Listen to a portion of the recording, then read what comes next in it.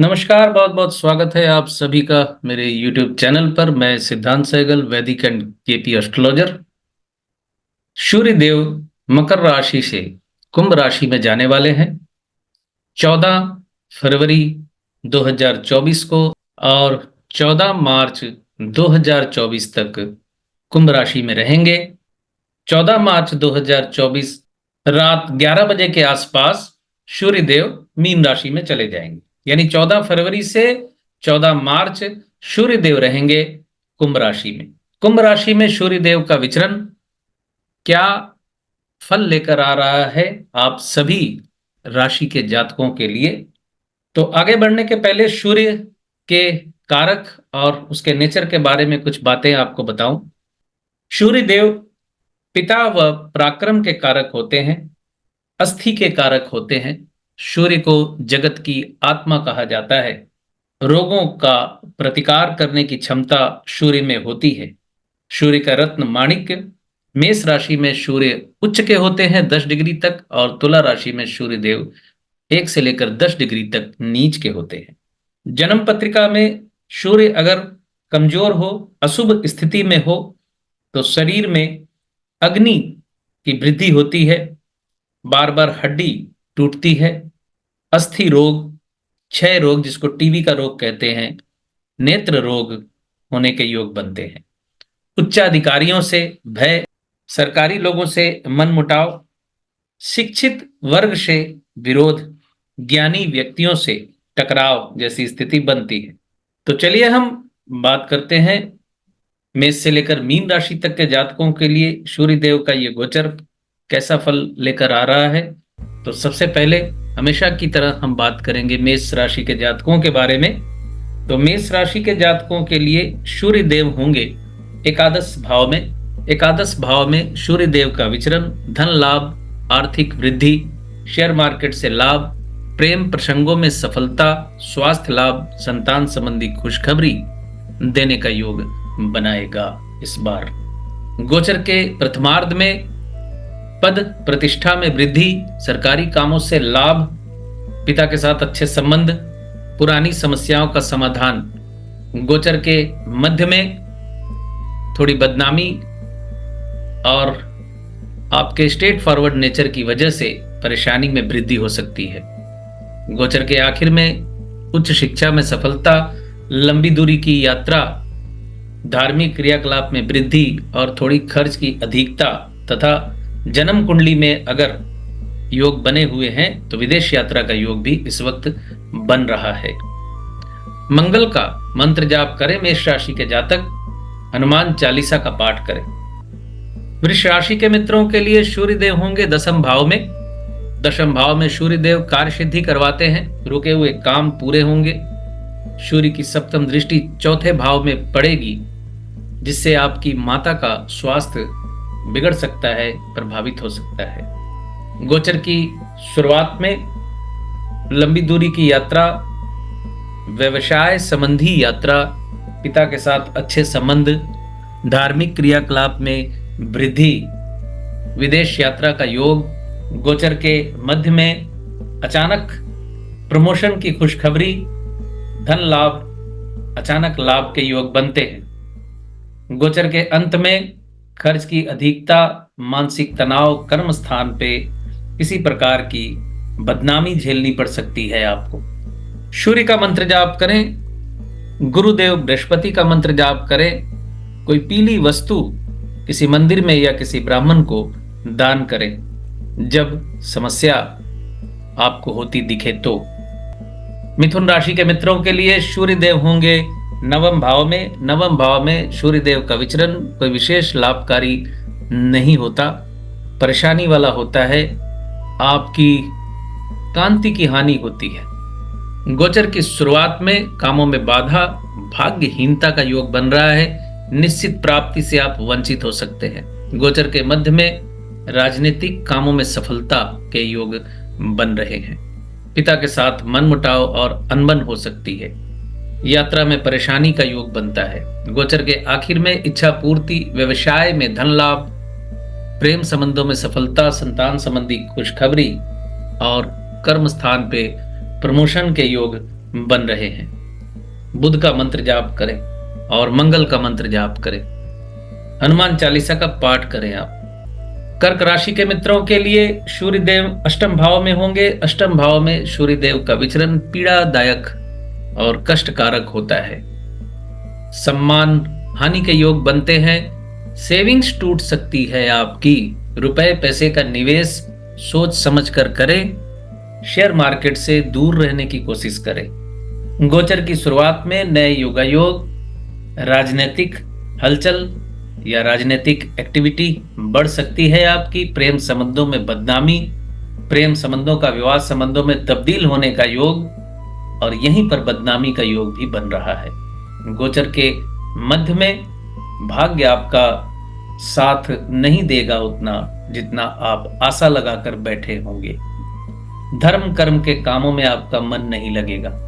गोचर के आखिर में राजनीतिक सफलता, नौकरी ढूंढ रहे हैं तो नौकरी मिलने का योग। कर्म व्यस्तता चरम पे हो सकती है इस वक्त। कर्मस्थल पे पुरानी समस्याओं का समाधान भी आपको होता दिखेगा। सूर्य का मंत्र जाप करें। सूर्य नमस्कार से दिन की शुरुआत करने की कोशिश करें। सिंह राशि के मित्रों के लिए सूर्यदेव होंगे सप्तम भाव में। सप्तम भाव में सूर्यदेव का विचरण आपको अपने जीवन साथी के ऊपर, आपके पार्टनर के ऊपर अति निर्भर बना देगा।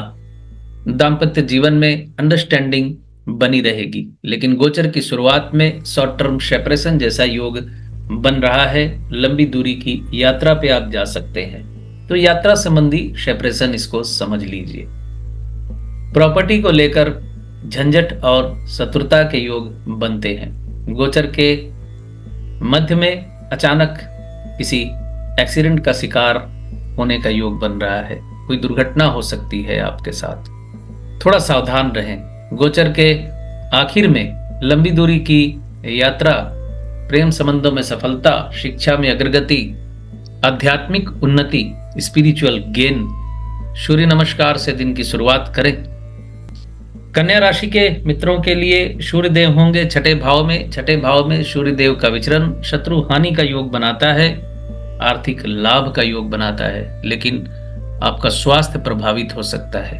गोचर की शुरुआत में स्वास्थ्य लाभ, प्रेम संबंधों में सफलता। गोचर के मध्य में व्यवसाय में कुछ झंझट, दाम्पत्य जीवन में कुछ परेशानी और गोचर के आखिर में स्वास्थ्य संबंधी समस्या आपको सता सकती है। रोग कोई चला आ रहा है तो वो लंबा खींच सकता है। अकेलापन और डिप्रेशन का शिकार आप हो सकते हैं। बुध का मंत्र जाप करें। सबसे बेहतर है अपने राशि का मंत्र जाप करें। तुला राशि के मित्रों के लिए सूर्यदेव होंगे पंचम भाव में। पंचम भाव में सूर्यदेव का योग निर्धनता का योग बनाता है। संतान संबंधी समस्या का सामना आपको करना पड़ सकता है। प्रेम संबंधों में सफलता मिलने के योग हालांकि दिखते हैं।